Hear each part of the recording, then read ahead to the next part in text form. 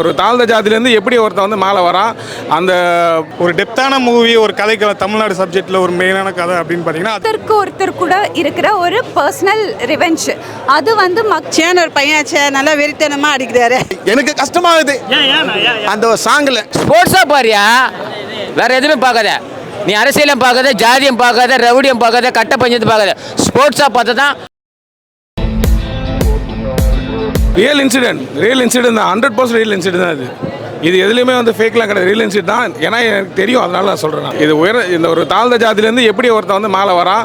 அந்த மேல் ஜாதி வந்து அடக்குமுறையை வந்து எப்படி வந்து அவனோட உழைப்பால் அவனோட ஹார்ட் ஒர்க்கால் எப்படி வெளியே வரான்னு தான் காமிச்சிருக்காங்க. தவிர மற்றபடி நாடார் சமுதாயம், தேவர் சமுதாயம், அந்த மாதிரி சமுதாயம்லாம் யாரும் இது காட்டல. ஜென்ரலாக காமிச்சிருக்காங்க. பசுபதி அப்பா கேரக்டர் ரொம்ப நல்லா பண்ணியிருந்தாரு. அமீர் வந்து பயங்கர, அவர் ஆக்சுவலாக அமீர் சொல்ல முடியாது, அது ரியல் ஒருத்தர் இருக்கார். ஓகே, அவரோட இதுதான் ப்ளே பண்ணியிருக்காரு. செம்ம அல்டிமேட்டாக பண்ணியிருக்காரு, சூப்பராக பண்ணியிருக்காரு. இல்லை, வட சென்னையோட கம்பேர் பண்ணி இது வேறு கம்ப்ளீட்டாக. அதை விட இது ரியலாக நல்லாயிருக்கும். ஏன்னா தென் மாவட்டத்துலேருந்து வரவங்களுக்கு ரொம்ப பிடிக்கும். ஆக்சுவலாக இங்கே இருக்க சென்னையில் இருக்கவங்களுக்கு ரொம்ப லைக் பண்ணுவாங்க. துருவ நல்லா பண்ணியிருக்காரு. துருவா கூட கேஸ்டிங்ஸ் எல்லாமே நல்லா பண்ணியிருக்காரு. டெடிகேஷன் நல்லா, ஸ்போர்ட்ஸ்லேருந்து அவர் ஹார்ட் ஒர்க் நல்லாவே பண்ணியிருக்காரு, நல்லா விளையாடிருக்காரு. ஒரு டெப்தான மூவி, ஒரு கதைக்கள தமிழ்நாடு சப்ஜெக்டில் ஒரு மெயினான கதை அப்படின்னு பார்த்தீங்கன்னா அதுக்கு இதுதான் ஒரு ஃபஸ்ட்டு படம்.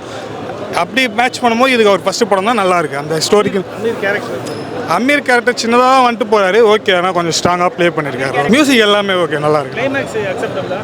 கிளைமேக்ஸ் ஓகே தான், அது எப்பயும் எல்லா படத்தில் வர மாதிரி தான் இருக்குது ஆக்சுவலாக. ஆனால் நல்லா இருக்குது படம் நல்லா இருக்கு. ஒரே மாதிரி இருக்கு, அப்படி சலிப்பா இருக்குன்ற மாதிரி பேசியிருந்தாங்க. அதுக்கு சலிப்பா இருந்தாலும் பார்க்குறோம்ல, பார்க்க வைக்கிறாரு, அந்த அளவுக்கு ஓகே, நம்மளுக்கு ஓகே தான். ஆக்சுவலி சொல்ல போனோம்னா ஒருத்தர் கூட இருக்கிற ஒரு பர்சனல் ரிவெஞ்ச். அது வந்து மக்கள் வந்துட்டு ஒரு சைடாக எடுத்துக்கிட்டாங்க. ஸோ அதை வந்து ஜாதி அந்த மாதிரி காட்ட ஆரம்பிச்சிட்டாங்க. ஆனால் சொல்ல போனால் ஒவ்வொருத்தருக்குள்ளே இருக்கிற பிரச்சனையை ஊர் மக்கள் தங்களோட பிரச்சனையாக நினச்சிட்டு பண்ணாங்க. அதுலேருந்து ஹீரோ வெளியில் வந்துட்டு தான் வந்து அவர் போய் அவரோட தனி இண்டிவிஜுவல் கோலை அச்சீவ் பண்ணார். தெரியுது அது படத்தில். துருவோட எஃபர்ட் வந்துட்டு இந்த படத்தில் நல்லாவே தெரியுது. நல்லா நடிச்சிருக்காரு, ரியலிஸ்டிக்காக காட்டியிருக்காங்க. அவங்களெல்லாம் சொல்லவே வேணாம், அவங்களாம் தி பெஸ்ட் ஆக்டர்ஸ் அவங்கெல்லாம்.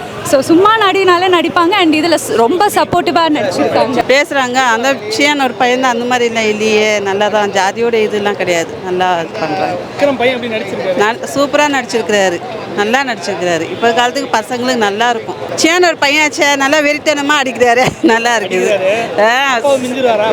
சூப்பராக வர்றாரு. அவரோட ஆக்டிங்காக வேற ரொம்ப அற்புதமாக பண்ணிக்கிறாரு. கஷ்டப்பட்டு அடிச்சுக்கிறாரு. இதில் அவர் கஷ்டப்பட்டு இந்த சேரு கீரு இதெல்லாம் நடித்து இது ஒரு இதுவாக எடுத்து போய்க்கிறாங்க கதை. நல்லா இல்லை, எனக்கு கஷ்டமாகுது அந்த ஒரு சாங்கில். இல்லை, அந்த ஒரு சாங்கில் இது எனக்கு ரொம்ப கஷ்டமாகுது. அதில் வந்து எவ்வளோ கஷ்டத்துலேருந்து எவ்வளோ தூரம் உயர்ந்திருக்காரோ அதை சொல்லியிருக்கனால இதில் வந்து அதுக்கு ஏற்ற மாதிரி அவர் நடிப்புலேருந்து எல்லாமே நல்லா இருக்கு. கபடி சீன்ஸ்லாம் நல்லா விளையாண்டுருக்காரு. அவர் வந்து இதுக்கு முன்னாடி விளையாண்டுருக்க மாட்டார் துருவிக்ரம் அண்ணா. இதில் வந்து நல்ல ப்ராக்டிக்ஸ் எடுத்து சூப்பராக ஆடிருக்காரு. நல்ல ஒரு பிளேயர் மாதிரி விளையாண்டுருக்காரு. நானே கபடி பிளேயர், அதனால தான் இப்படி பேசுகிறேன். கபடி பற்றி சரியாக எடுத்துருக்காங்களா படத்தில்? கண்டிப்பாக அந்த ரைடு பண்ணுறது, அந்த டேஷ் இருக்குது, ஜம்பிங் பண்ணுறது எல்லாமே என்னோட அனுபவத்தில் நடந்தது. படம் பிரச்சனை ஆகுமா? என்னோட என்ன படம் சத்தியமாக பிரச்சனை வராது. கிளப்புறாங்களா? இப்படியா? யார் கிளப்புறது? கிளப்புறன்னு கூட்டுன்னு வா, கிளப்புறன்னு இங்கே கூட்டுன்னு வா. என் கூட ஆட சொல்லு, கபடி ஆட சொல்லு. நான் சேலஞ்சு பண்ணுறேன், கபடி ஆட சொல்லு என் கூட. உண்மையான கேரக்டர் தெளிவு எடுத்தனால அவங்கள ஒரு மாதிரி இது பாதிப்படுவாங்களா? எப்பா இது தூத்துக்குடி நடந்ததுன்னா நீ வடசென்னை பற்றி பேசுவேன். நல்லா கேட்டுக்கா.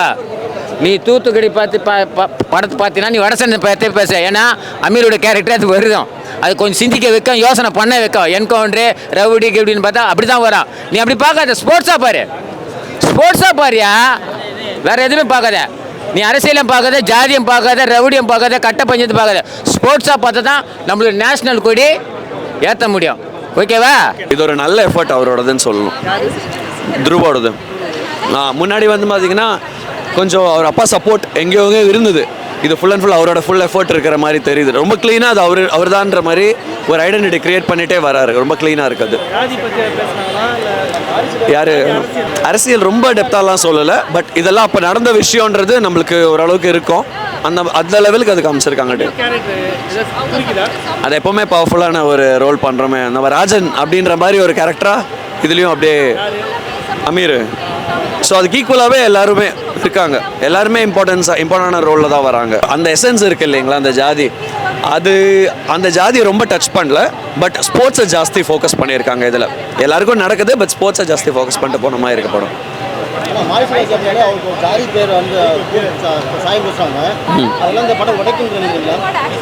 அதுதான் சொல்கிறேனே, இப்போது ஜாதி படம்னும் போது பரியர் பெருமாள்லாம் ஒரு 80% அந்த ஜாதியை டச் பண்ணியிருப்பார்.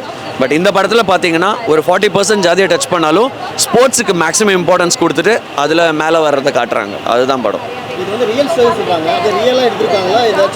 நான் அதுதான் பேசிகிட்டு இருந்தேன். ஒரு பயோபிக்காக இருக்க சான்சஸ் இருக்குமோ அப்படின்னு சொல்லி எனக்கே டவுட் வந்தது. ஏன்னா அந்த அளவுக்கு பண்ணியிருக்காங்க படம். சேம் மாரி செல்வராஜோட யூனிவர்ஸ். நீங்கள் மாமன்னன், வாழை, கர்ணன் பார்க்கும்போது என்ன ஒரு ஃபீல் இருக்கும். ஆனால் அதை தாண்டி ஒரு தோனியோட அன்டோல்ட் ஸ்டோரி, ஒரு ஆமீர் கானோட தங்கல் பார்க்கும்போது உங்களுக்கு எப்படி ஒரு ஃபீல் தரும், அப்படி வந்துருக்கு படம். அதாவது ஒரு கபடி பிளேயரு கேஸ்ட் அப்படிங்கிற விஷயத்த எப்படி ஒரு கஷ்டங்களை அனுபவித்து ஒரு எந்த ஒரு அடிப்படை இல்லாமல் வராரு அப்படிங்கிறது தான் இந்த படம் பேஸ் பண்ணியிருக்கு.